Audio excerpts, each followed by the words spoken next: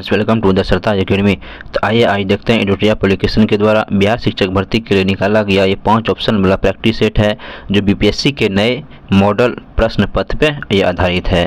तो आइए देखते हैं, इसमें सेट नंबर 3 होगा। इससे पहले जो 1 और 2 प्रैक्टिस सेट है उसे अपलोड कर दिया गया है। जो नहीं देखे हैं प्ले लिस्ट में डाल दिया गया है, आप लोग वहाँ से जा कर के देख सकते हैं। तो आइए देखते हैं पहला क्वेश्चन इसमें क्या दिया हुआ है। कि पहला है कि हड़प्पा सभ्यता से जुटे हुए खेत के साक्ष्य कहाँ से मिले हैं। बताते जाइए आप सभी आंसर कि हड़प्पा सभ्यता में जुटे हुए खेत का साक्ष्य जो मिला है ये कहाँ से मिला है। तो हो जाएगा कालीबंगा से मिला है। ध्यान रखिएगा, ये कालीबंगा से अलंकृत ईंट भी मिला है, चूड़ियाँ भी मिली है, लकड़ी की जो है नाली भी कालीबंगा से मिला है। अगला क्वेश्चन है कि अशोक द्वारा कलिंग का युद्ध किस वर्ष लड़ा गया था। तो बताइए अशोक द्वारा जो है कलिंग का युद्ध लड़ा गया था तो कब लड़ा गया था। तो ये हो जाएगा 261 ईसा पूर्व में लड़ा गया था, यानी राज्याभिषेक के 8वें वर्ष में कलिंग पर जो है आक्रमण किया गया था। और अगला क्वेश्चन है मौर्य काल में चरागाह के अध्यक्ष को क्या कहा जाता था। तो मौर्य काल में जो चरागाह था उसका अध्यक्ष को क्या कहा जाता था। तो वो हो जाएगा विविताध्यक्ष, विविताध्यक्ष कहा जाता था, इसे ध्यान रखिएगा। क्वेश्चन है, क्वेश्चन नंबर 4 है कि गुप्त काल में पूगा जो है किसे कहा जाता था। तो बताइए पूगा जो कहा जाता था किसे कहा जाता था। तो पूगा जो होता था ये न्यायालय को जो पूगा कहा जाता था। और अगला क्वेश्चन है निम्नलिखित में से कौन सी रचना हर्षवर्धन से संबंधित नहीं है। तो बताइए कौन सी रचना जो है हर्षवर्धन से संबंधित नहीं है। तो ये हो जाएगा काव्य दर्शन, ये हर्षवर्धन से संबंध नहीं है। बाकी नागानंद, रत्नावली और प्रियादर्शिका जो ये सब हर्षवर्धन से संबंधित है। अगला क्वेश्चन है मंदसौर अभिलेख का संबंध जो है किस शासक से है। बताइए जो मंदसौर अभिलेख है इसका संबंध जो है किस शासक से है। तो ये हो जाएगा यशोवर्मन से हो जाएगा। ध्यान रखिएगा, यानी मंदसौर अभिलेख में मालवा के शासक यशोवर्मन के यानी सैनिक उपलब्धियों का वर्णन किया गया है। इसमें किसका, तो सैनिक उपलब्धियों का वर्णन किया गया, इसे भी ध्यान रखिएगा। और अगला क्वेश्चन है मोहम्मद गौरी को भारत में पहली बार किसने पराजित किया था। बताइए मोहम्मद गौरी को जो भारत में पहली बार पराजित किया गया था ये किसके द्वारा किया गया था। ये हो जाएगा भीम द्वितीय के द्वारा किया गया था। और ये भी ध्यान रखिएगा गौरी का जो प्रथम आक्रमण किया गया था, कब किया था गौरी ने प्रथम आक्रमण। तो 1175 ईस्वी में मुल्तान पर किया था। और वही 1178 ईस्वी में गौरी का जो दूसरा यानी आक्रमण था जो गुजरात पर आक्रमण किया था, परंतु भीम द्वितीय ने उसे जो है माउंट आबू के निकट जो है पराजित किया था। अगला क्वेश्चन है दिल्ली सल्तनत में विद्रोहियों के प्रति दुर्लभ नीति किस शासक ने अपनाई थी। तो दुर्लभ नीति जो है किस शासक ने अपनाई थी। तो ये हो जाएगा जलालुद्दीन फिरोज खिलजी के द्वारा। अगला क्वेश्चन है दिल्ली सल्तनत के किस सुल्तान ने सैनिकों को नगद वेतन देने की प्रथा आरंभ किया था। बताइए कौन हो जाएगा सैनिकों को जो नगद वेतन देने की प्रथा जो स्टार्ट किया गया था। तो ये हो जाएगा अलाउद्दीन खिलजी के द्वारा।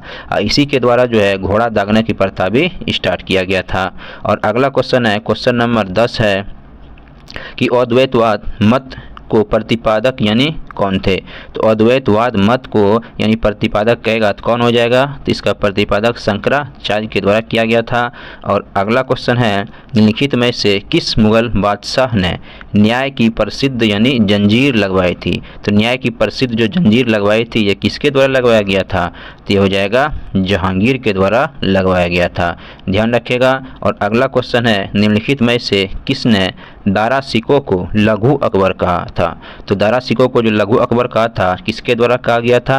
तो हो जाएगा लैनपून के द्वारा जो है दारा सिकों को लघु अकबर कहा गया था। ध्यान रखिएगा यानी दारा सिकों ने ही जो है सिर अकबर के नाम से 12 उपनिषदों का फारसी में अनुवाद भी करवाया था।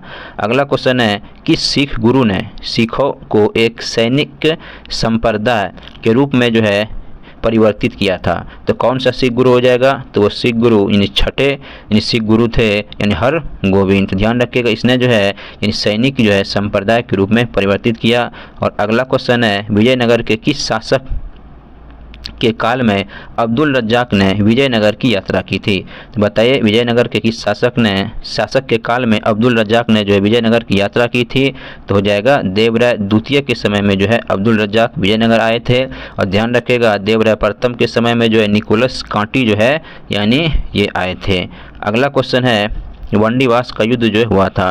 तो वांडीवास का युद्ध हुआ था, ये कब हुआ था? तो ये हो जाएगा 1760 ईस्वी में वांडीवास का युद्ध हुआ था। किसके किसके बीच में हुआ था? तो अंग्रेज और फ्रांसीसियों के बीच में हुआ था। और ये जो है जो तृतीय कर्नाटक युद्ध चल रहा था, जिसको सप्तवर्षीय युद्ध भी कहा जाता है तृतीय कर्नाटक युद्ध को, ये 1756 से 63 ईस्वी के बीच में चल रहा था। उसी दौरान जो है ये वांडीवास का युद्ध भी हुआ था। अगला क्वेश्चन है अहमद शाह अब्दाली के भारत पर आक्रमण के समय मुगल बादशाह कौन था? बताइए अहमद शाह अब्दाली के यानी भारत पर आक्रमण के समय मुगल बादशाह कहेगा तो कौन हो जाएगा? मोहम्मद शाह, यानी मोहम्मद शाह रंगीला इसे भी कहा जाता है। यही जो है उस समय यानी दिल्ली मुगल यानी जो है उस समय मुगल बादशाह मोहम्मद शाह थे। अगला क्वेश्चन है प्लासी का युद्ध जो है कब हुआ था? बताइए जो प्लासी का युद्ध हुआ था ये कब हो जाएगा? ये 1757 ईस्वी को प्लासी को युद्ध हुआ था, इसे भी ध्यान रखिएगा। और अगला क्वेश्चन है क्वेश्चन नंबर 18 है कि फैजाबाद में 1857 के विद्रोह का नेतृत्व जो है किसने किया था? ये फैजाबाद में 1857 के विद्रोह का नेतृत्व जो किया था किसके द्वारा किया गया था? ये हो जाएगा अहमदुल्ला के द्वारा किया गया था, इसे ध्यान रखिएगा। और खान बहादुर खां के द्वारा जो है यानी किया गया था बरेली में, इसके द्वारा नेतृत्व किया गया था। और लियाकत अली के द्वारा इलाहाबाद में नेतृत्व किया गया था। अगला क्वेश्चन है किस इतिहासकार ने बंगाल के 1765 ईस्वी से लेकर 1772 ईस्वी के मध्य कालखंड को जो है डाकू राज्य की संज्ञा दी थी? तो डाकू राज्य की संज्ञा जो किसके द्वारा दिया गया था? तो ये हो जाएगा के.एम. पानीकर के द्वारा जो है डाकू राज्य की संज्ञा दिया गया था। और अगला क्वेश्चन है कि इकोनॉमिक हिस्ट्री ऑफ इंडिया नामक पुस्तक जो है किसने लिखी थी? बताइए इकोनॉमिक हिस्ट्री ऑफ इंडिया जो नामक पुस्तक जो लिखी गई है ये किसके द्वारा लिखी गई है? तो ये हो जाएगा रमेश चंद्र दत्त के द्वारा लिखा गया है, इसे भी ध्यान रखिएगा। और अगला क्वेश्चन है किस अधिनियम के माध्यम से भारतीयों की शिक्षा पर 1 लाख जो है रुपये खर्च करने का प्रावधान किया गया? बताइए किस अधिनियम के द्वारा भारतीयों पे जो है यानी भारतीयों की शिक्षा पर 1 लाख रुपये खर्च करने का प्रावधान किया गया? तो हो जाएगा 1813 का अधिनियम के द्वारा किया गया। अगला क्वेश्चन है कि आत्मीय सभा का गठन जो है किसके द्वारा किया गया है? आत्मीय सभा का जो गठन किया गया है ये किसके द्वारा हो जाएगा? तो हो जाएगा राजा राम मोहन राय के द्वारा किया गया है। आत्मीय सभा गठन 1814 ईस्वी में जो है आत्मीय सभा का गठन किया गया था, इसे भी ध्यान रखिएगा। और अगला क्वेश्चन है कि अलीगढ़ आंदोलन के संस्थापक कौन थे? तो अलीगढ़ जो आंदोलन है इसके संस्थापक कहेगा तो सर सैयद अहमद खां के द्वारा जो है अलीगढ़ आंदोलन की स्थापना किया गया था। और कब किया गया था? 1875 ईस्वी में इसे किया गया था। और अगला क्वेश्चन है पागलपंथी विद्रोह किसके नेतृत्व में हुआ था? बताइए जो पागलपंथी विद्रोह हुआ था ये किसके नेतृत्व में हुआ था? तो ये हो जाएगा करम शाह के नेतृत्व में हुआ था पागलपंथी विद्रोह। और ध्यान रखिएगा ये जो है 1813 से 1831 ईस्वी के बीच में हुआ था। और अगला क्वेश्चन है सन 1881 ईस्वी में प्रथम कारखाना अधिनियम जो है किस वायसराय के काल में पारित हुआ था? तो प्रथम कारखाना जो अधिनियम आया था ये हो जाए किसके समय में? तो लॉर्ड जो है रिपन जो है रिपन के समय में आया था। तो रिपन किसी ऑप्शन में नहीं है, तो इसका आंसर जो है ई हो जाएगा, इसे ध्यान रखिएगा। और अगला क्वेश्चन है गांधी जी ने दक्षिण अफ्रीका प्रवास के दौरान किस रचना का प्रकाशन किया था? जब गांधी जी अफ्रीका गए थे तो उस समय जो है कौन सा यानी जो है किसका रचना किया था? तो ये हो जाएगा इंडियन ओपिनियन जो है नामक पुस्तक का रचना किया था। और अगला क्वेश्चन है क्वेश्चन नंबर 26 हो जाएगा कि किस गवर्नर जनरल द्वारा सर्वप्रथम प्रेस पर सेंसरशिप लागू किया गया? तो प्रेस पर जो सेंसरशिप लागू किया गया था किसके द्वारा किया गया था? तो लॉर्ड जो है वेलेजली के द्वारा किया गया था, ध्यान रखिएगा लॉर्ड वेलेजली। अगला क्वेश्चन है कि मुजफ्फरपुर में किंग्सफोर्ड की हत्या का प्रयास कब किया गया था? बताइए किंग्सफोर्ड जो है की हत्या का प्रयास जो किया गया था तो कब किया गया था? तो 1908 ईस्वी में किया गया था। यानी 30 अप्रैल 1908 को बिहार के मुजफ्फरपुर में खुद्दीराम बोस और जो है प्रफुल्ल चाकी ने किंग्सफोर्ड पर बम फेंका था, लेकिन जो है यानी किंग्सफोर्ड जो है बच गए। इस जो है यानी बम कांड में मिस्टर कैंडी की पत्नी और जो है उसकी पुत्री जो है मारी गई थी। अगला क्वेश्चन है निम्नलिखित में से किसने दिल्ली में स्वदेशी आंदोलन का नेतृत्व किया था? बताइए जो दिल्ली में स्वदेशी आंदोलन का नेतृत्व किया गया था ये किसके द्वारा किया गया? तो हो जाएगा सैयद जो है हैदर रजा के द्वारा किया गया था। अगला क्वेश्चन है किस उग्रवादी नेता को द ग्रैंड ओल्ड मैन के नाम से जाना जाता है। द ग्रैंड जो है ओल्ड मैन के नाम से जाना जाता है, तो कौन हो जाएगा, तो हो जाएगा दादा भाई नेहरू जी को जाना जाता है। और अगला क्वेश्चन है निम्नलिखित में से कौन सी घटना सबसे बाद में घटित हुई थी। तो सबसे बाद में जो घटना घटित हुई थी तो हो जाएगा स्वराज पार्टी का गठन, इसे ध्यान रखिएगा। यानी स्वराज पार्टी का गठन हुआ था कब, 1923 ईस्वी में हुआ था। और चंपारण जनबे करते 1917 ईस्वी हो जाएगा। और खेड़ा जो है 1918 ईस्वी में हुआ था। और असहयोग आंदोलन जो है 1 अगस्त 1920 ईस्वी को असहयोग आंदोलन हुआ था। सबसे बाद में करा तो स्वराज हो जाएगा 1923 ईस्वी में। अगला क्वेश्चन है जलियांवाला बाग हत्याकांड के विरोध में निम्नलिखित में से किसने अपनी सर की उपाधि जो है को त्याग दिया था। तो सर की उपाधि को जो त्यागा था वो कौन हो जाएगा, तो रविन्द्रनाथ टैगोर के द्वारा जो है सर की उपाधि को त्याग दिया गया था।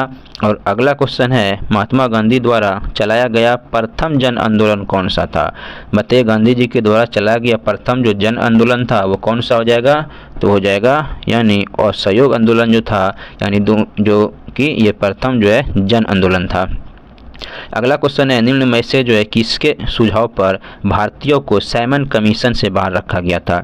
बताइए किसके सुझाव पर जो है भारतीयों को साइमन कमीशन से बाहर रखा गया था, तो ये हो जाएगा लॉर्ड जो है इरविन हो जाएगा। इरविन के सुझाव पर जो बाहर रखा गया था। ध्यान रखिएगा क्वेश्चन कहेगा कि बताइए कि साइमन कमीशन भारत जो है कब आया था, तो ये हो जाएगा 1928 में जो है साइमन कमीशन भारत आया था। अगला क्वेश्चन है द्वितीय विश्व युद्ध कब शुरू हुआ था। तो द्वितीय विश्व युद्ध जो शुरू हुआ था ये हो जाएगा यानी 39 में 1 सितंबर 1939 ईस्वी को द्वितीय विश्व युद्ध जो है शुरू हुआ था। और अगला क्वेश्चन है क्वेश्चन नंबर हो जाएगा 36 निम्नलिखित में से यानी कौन सा सही जो है सुमेलित नहीं है। नहीं के बारे में कह रहा है, तो देखिए पहला है लॉर्ड रिपन। तो लॉर्ड जो रिपन है तो ये क्या हो जाएगा, यानी ये कम्युनल अवार्ड ये जो है यही गलत हो जाएगा। ठीक है, ये सही नहीं है। कम्युनल अवार्ड जो आया था लॉर्ड वेलिंगटन के कार्यकाल में आया था, इसलिए ये गलत हो जाएगा। और निदको हो जाएगा अस्तपुरा 1940 में, बिल्कुल सही है। डलहौजी वेबगत सिद्धांत ये भी सही है। और चेम्सफोर्ड द्वैध शासन ये भी सही है। तो इसका जो है 1 नंबर आंसर सही हो जाएगा। और अगला क्वेश्चन है झंडा गीत निम्नलिखित में से किसके द्वारा जो है लिखा गया था। बताइए झंडा गीत जो लिखा गया था ये किसके द्वारा लिखा गया था, तो ये हो जाएगा यानी ये लिखा जो गया था झंडा गीत, तो ये लिखा गया था किसके द्वारा, तो ये हो जाएगा यानी श्याम लाल प्रसाद के द्वारा लिखा गया था। झंडा गीत जो है किसके द्वारा लिखा गया था, श्याम जो है लाल प्रसाद के द्वारा लिखा गया था। लेकिन ऑप्शन में नहीं है, इसलिए इसका आंसर जो है ई हो जाएगा। और ध्यान रखिएगा झंडा गीत कहते किसको है, तो विजय विश्व तिरंगा प्यारा, इसे ही झंडा गीत कहा जाता है। झंडा गीत किसको कहते हैं, विजय विश्व तिरंगा प्यारा। अगला क्वेश्चन है निम्न में से कौन सी जो है कोविड-19 वैक्सीन जो डीएनए आधारित वैक्सीन है। तो डीएनए आधारित वैक्सीन कहेगा तो कौन सा हो जाएगा, ये जैकोब डी जो है ये डीएनए आधारित वैक्सीन है। और अगला क्वेश्चन है कौन सा संगठन ऑपरेशन ग्रीन को कार्यान्वित करता है। तो ऑपरेशन ग्रीन को जो कार्यान्वित करता है ये कौन सा हो जाएगा, तो नेफेड हो जाएगा।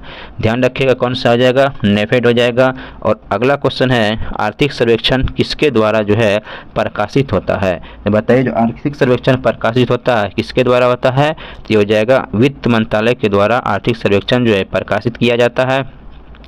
और अगला क्वेश्चन है सर्व शिक्षा अभियान का उद्देश्य किस आयु के बच्चों में शिक्षा को प्रोत्साहित करना है।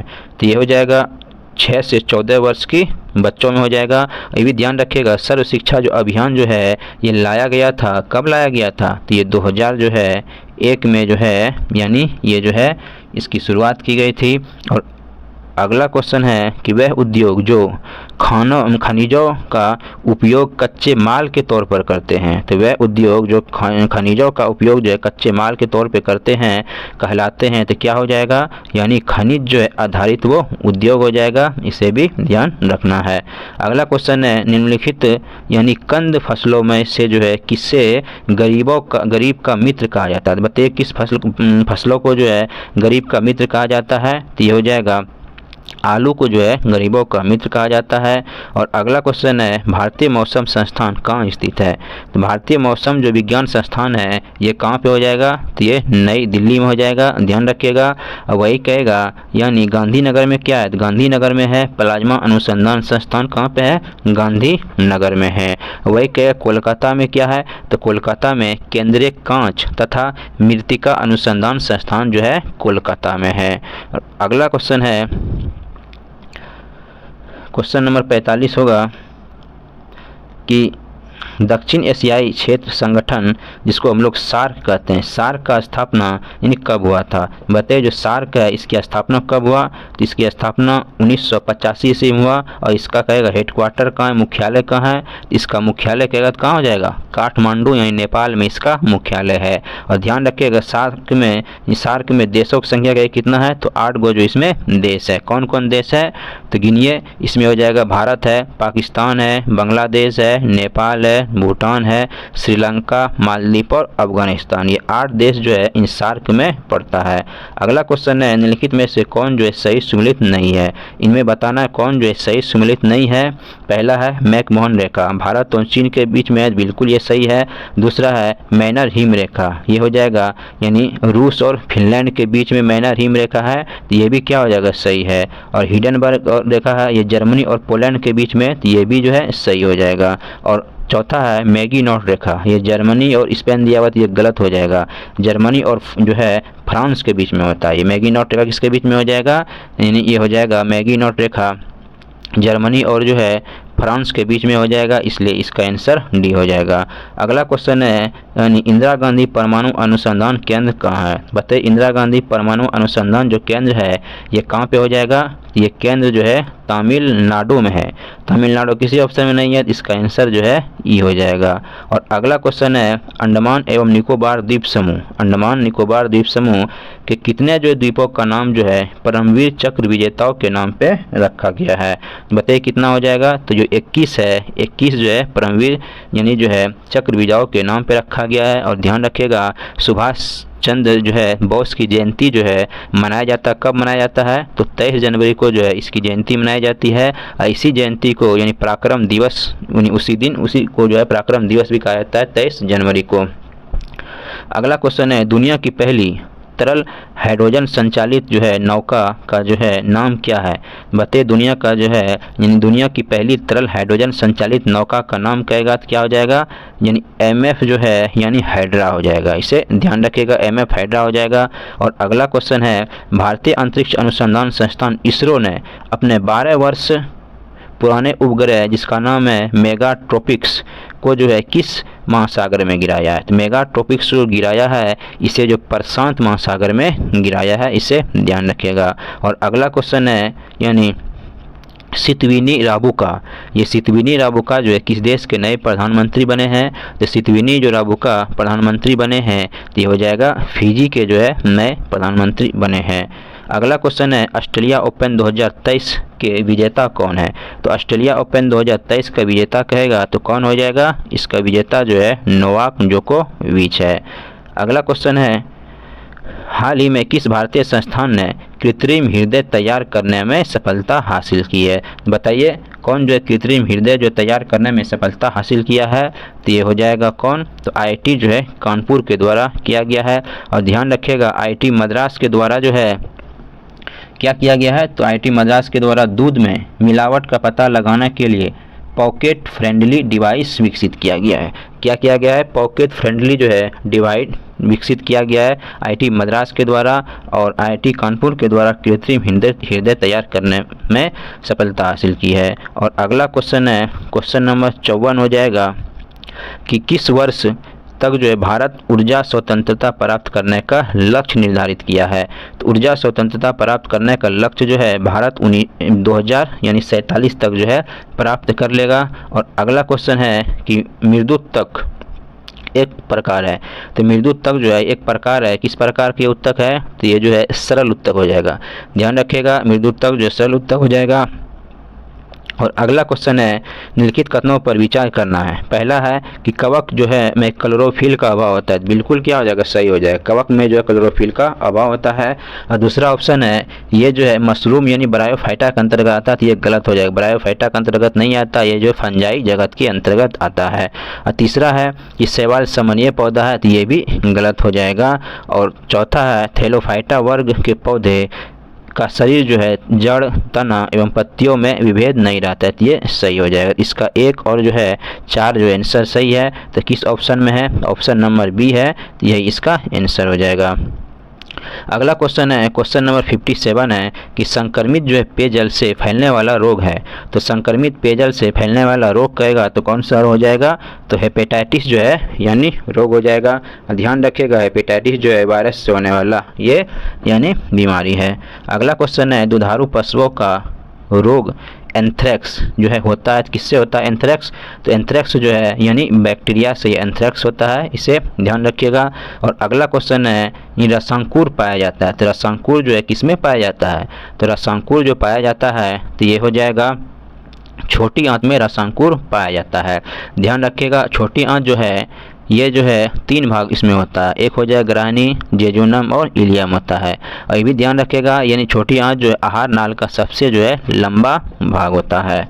और अगला क्वेश्चन है कि अवायवीय शोषण कोशिका के किस भाग में होता है, तो अवायवीय शोषण जो कोशिका के जो भाग में होता है ये कोशिका जो है द्रव में होता है। और अगला क्वेश्चन है जब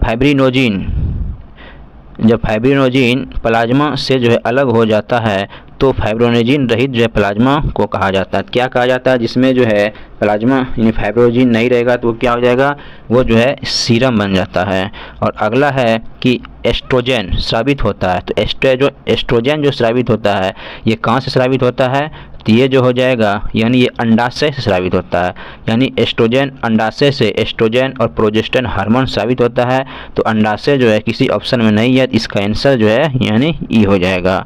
और अगला क्वेश्चन है क्वेश्चन नंबर 63 है कि नर युग्मक तथा मादा युग्मक जो है संयोग से बनता है, तो क्या बनता है, जब नर युग्मक मादा युग्मक मिलेगा तो ये हो जाएगा जैगोट का निर्माण होता है। आगे है कि मूल भौतिक राशियों की संख्या क्या है, तो मूल भौतिक राशियों की संख्या कहेगा तो हो जाएगा 7 जो है मूल भौतिक राशियों की संख्या है। और आगे है निम्नलिखित में से कौन सा जो कथन जो असत्य है, तो असत्य कथन के बारे में बताना है। पहला ऑप्शन है यानी दूरी में केवल परिणाम होता है, तो ये तो क्या है, बिल्कुल ये सही है, दूरी में केवल परिणाम होता है, मतलब दूरी जो है यानी अदिश राशि है, ठीक है। और विस्थापन जो है यानी अदिश राशि, ये गलत हो जाए, विस्थापन जो है यानी सदिश राशि होता है, क्या होता है ये यानी सदिश राशि होता है।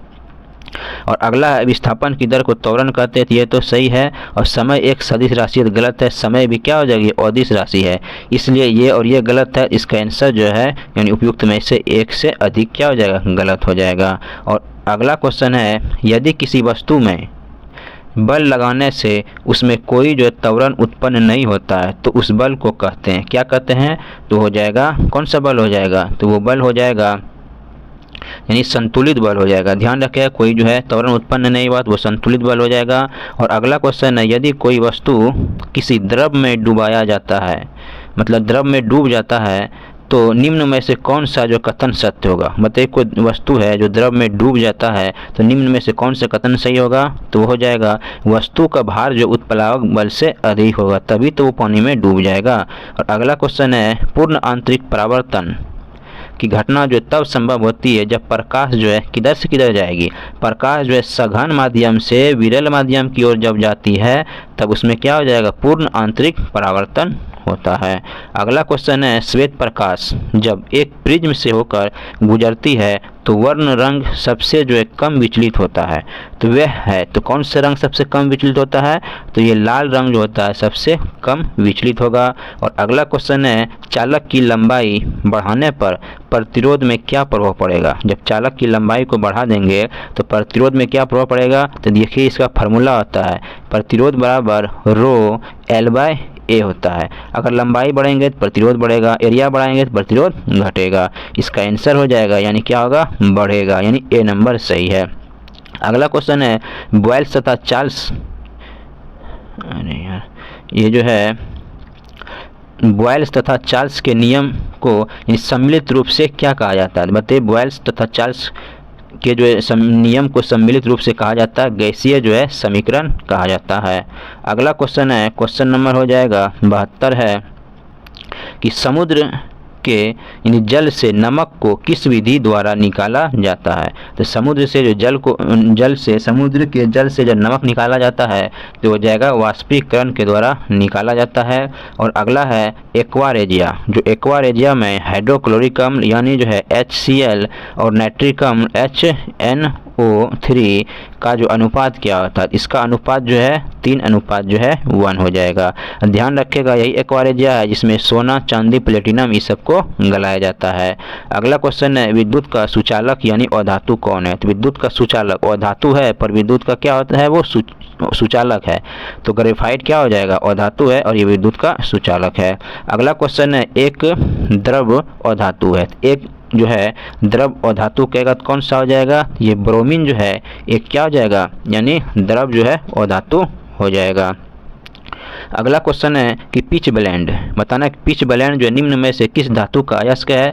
तो पिच ब्लेंड जो अयस्क है ये हो जाएगा यूरेनियम का जो है ये अयस्क हो जाएगा। और ध्यान रखिएगा, यूरेनियम के एक अन्य अयस्क है जिसका नाम है कार्नेटाइट भी होता है। कार्नेटाइट भी यूरेनियम का अयस्क है और जो है पिच ब्लेंड भी यूरेनियम का अयस्क है। अगला क्वेश्चन है, रेडियो सक्रियता की खोज जो है किसने किया था? तो रेडियो सक्रियता का जो खोज किया है ये हो जाएगा हेनरी बेक्वेरेल के द्वारा जो है रेडियो सक्रियता की खोज की है। अगला क्वेश्चन है, क्वेश्चन नंबर 78 है, भारतीय संविधान में संसद के दोनों सदनों की संयुक्त बैठक का जो है प्रावधान किस देश के संविधान से लिया गया है? तो बताइए किस देश से लिया गया है? तो ये हो जाएगा ऑस्ट्रेलिया से लिया गया है। ध्यान रखिएगा, संसद के दोनों की संयुक्त जो है बैठक का प्रावधान जो है ऑस्ट्रेलिया से लिया गया है। साथ में ऑस्ट्रेलिया से समवर्ती सूची भी ऑस्ट्रेलिया से ही लिया गया है। अगला क्वेश्चन है, राज्यपाल को पद की शपथ किसके द्वारा जो है दिलाई जाती है? तो राज्यपाल को पद की शपथ जो दिलाया जाता है तो ये हो जाएगा उच्च न्यायालय के मुख्य न्यायाधीश के द्वारा दिलाया जाता है। और अगला क्वेश्चन है, भारतीय संविधान के किस संशोधन अधिनियम द्वारा पंचायती राज व्यवस्था को संवैधानिक जो है दर्जा दिया गया? तो किस जो है भारतीय संविधान संशोधन के तहत? तो हो जाएगा 73वां संविधान संशोधन के तहत हो जाएगा। और आगे है कि लोक सेवा आयोग जो है अपनी रिपोर्ट जो है किसको प्रस्तुत यानी करनी होगी? जो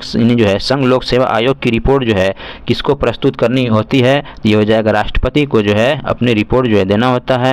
और अगला क्वेश्चन है, क्वेश्चन नंबर हो जाएगा 82, निम्नलिखित में से किस अधिनियम द्वारा भारत में जो है प्रांतों को स्वायत्तता प्रदान की गई थी? तो भारत यानी जो है किस अधिनियम के द्वारा भारत में जो है प्रांतीय स्वायत्तता प्रदान की गई थी? हो जाएगा 1935 यानी भारत शासन अधिनियम 1935 हो जाएगा। अगला क्वेश्चन है कि डैश का मतलब है कि सर्वोच्च न्यायालय मामले और उनमें शामिल कानूनी मुद्दों पर पुनर्विचार करेगा। कब करेगा? जब उसको जो है अपीलीय क्षेत्राधिकार के अंतर्गत जो है यानी ये किया जाता है। अगला क्वेश्चन है, भारतीय संविधान का अंतिम जो है व्यवस्थापक है। तो भारतीय संविधान का अंतिम व्यवस्थापक कहेगा तो कौन हो जाएगा? तो ये सर्वोच्च जो न्यायालय होता है ये अंतिम जो है व्यवस्थापक होता है। और आगे है कि समाजवादी अर्थव्यवस्था में उत्पादन के सभी कारक जो है किसके स्वामित्व और नियंत्रण में रहता है? तो किसके स्वामित्व और नियंत्रण में रहता है? ये हो जाएगा राज्यों के जो है स्वामित्व में यानी ये रहता है। और अगला है कि महान लोबिस मॉडल जो है संबंधित किस पंचवर्षीय योजना के साथ जुड़ा हुआ है? तो महान लोबिस जो है इसको ये हो जाएगा पहली पंचवर्षीय योजना यानी जो है PC महान लोबिस पहली पंचवर्षीय योजना हो जाएगा, जो कि 1951 से 56 ईस्वी के बीच में चला था। और दूसरा पंचवर्षीय योजना कहेगा तो ये हो जाएगा हेराल्ड डोमर पे आधारित ये हो जाएगा दूसरी पंचवर्षीय योजना।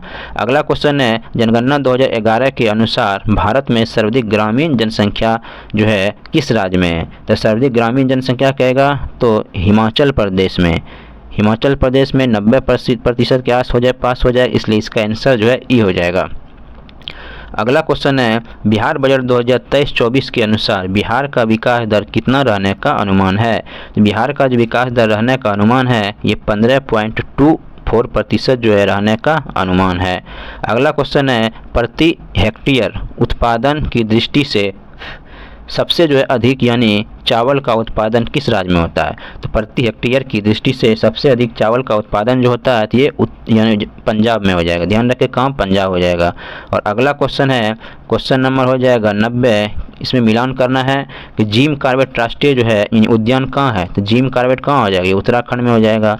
और बांधवगढ़ कहेगा तो कहाँ है? तो बांधवगढ़ जो है ये हो जाएगा यानी मध्य प्रदेश में। और दाम्फा कहेगा तो ये मिजोरम में है। और रणथंभौर कहेगा तो ये राजस्थान में पड़ता है। अगला क्वेश्चन है, क्वेश्चन नंबर 91 है कि भारत में सर्वाधिक जो है वर्षा निम्न में से किस या किन क्षेत्रों में होता है? तो सर्वाधिक जो वर्षा होता है बताइए कौन सा हो जाएगा? तीन, पश्चिमी घाट, हिमालय क्षेत्र और मेघालय जो है यहाँ पे जो है सबसे अधिक जो है वर्षा होती है, यानी 250 सेंटीमीटर से जो है यानी अधिक जो है वर्षा होती है। क्या हो जाएगा? 250 सेंटीमीटर से अधिक। ठीक है। अगला क्वेश्चन है कि क्वेश्चन नंबर 92 है कि रिंग ऑफ फायर से अभिप्राय है। तो रिंग ऑफ फायर से क्या अभिप्राय है? तो ये जो है प्रशांत महासागर में भूकंप एवं ज्वालामुखी से प्रभावित क्या हो जाएगा? ये क्षेत्र है। आगे है कि भूकंप मतलब भूमध्य रेखीय जो है कितने देशों से होकर गुजरती है? जो भूमध्य रेखा है ये कितने देशों से होकर गुजरती है? तो हो जाएगा 15 जो है यानी देश से होकर भूमध्य रेखा गुजरती है। और अगला क्वेश्चन है, निम्नलिखित धाराओं यानी जल धाराओं में से जो है कौन सी ठंडी जलधारा है? बताइए कौन सी ठंडी जलधारा है?